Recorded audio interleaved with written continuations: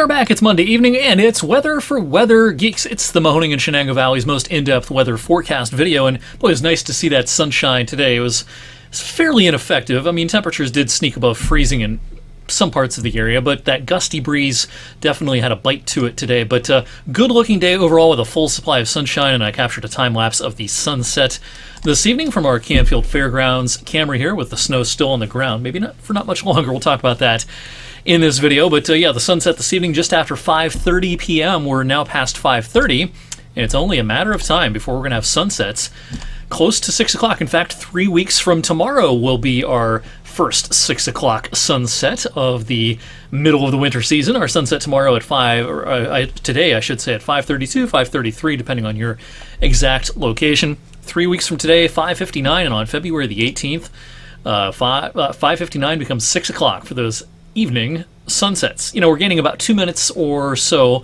worth of daylight per day now, and it's really becoming more and more noticeable in the evening hours. And I mentioned this last week, but just to reiterate, we're only a handful of days away now from the start of what we call solar spring, the 3 months of the year in which we gain daylight at the fastest rate.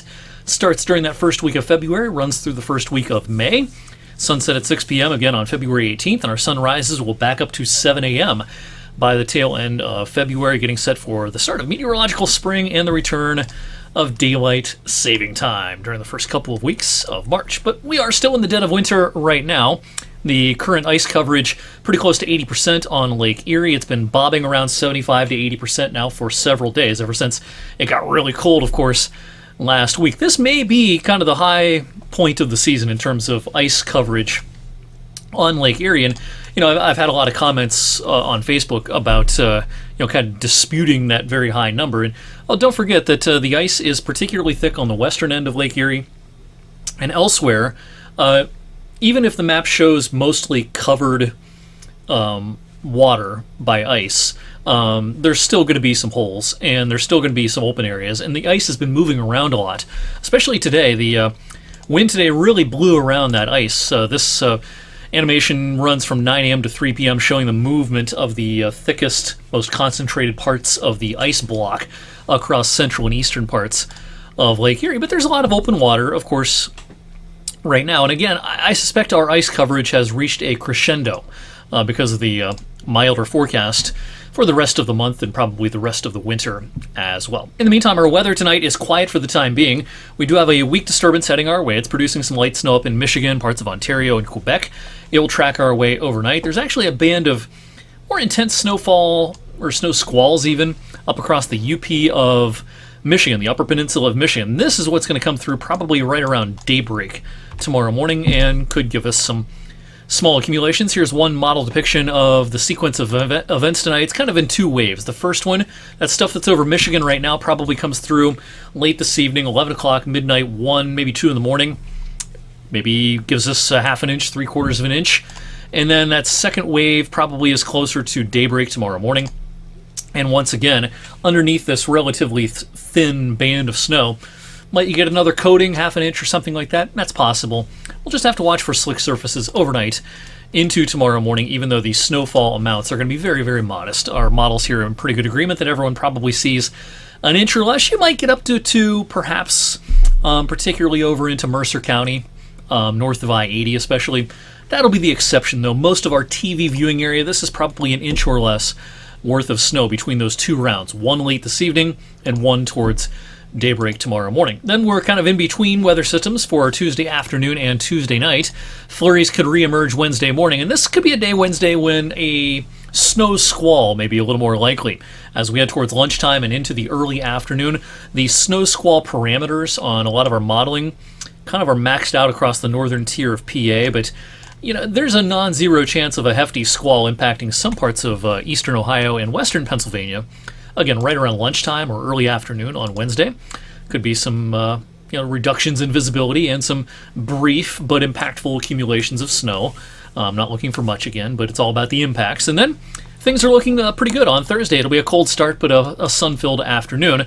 We will have rain, it looks like, on Friday for the final day of the month. Of course, we've had very little rain in the month of January because it's been so cold. In fact, we've had snow on the ground now for over 3 straight weeks, 24 days. Now, this is nowhere near record territory.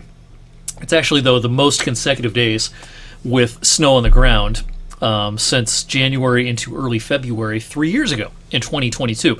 By the way, I mentioned this on social media earlier today in case you missed it.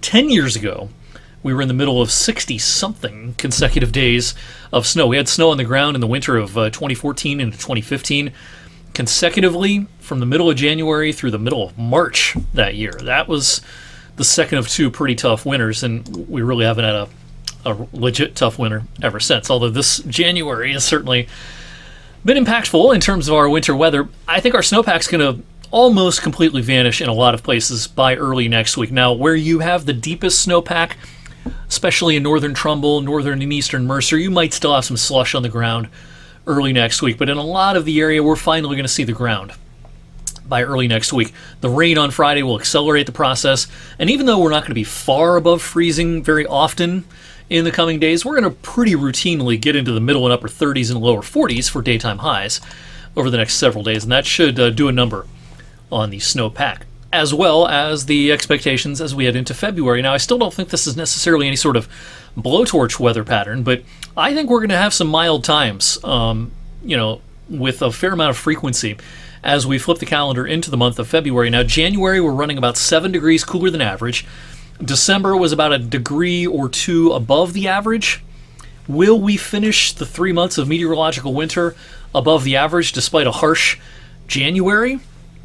That's possible. It depends on how warm it decides to get in February, but don't forget, it's hard to remember now because January is so darn long, especially when it's cold. But December was a warmer than average month. This month, about 7 degrees cooler than the average.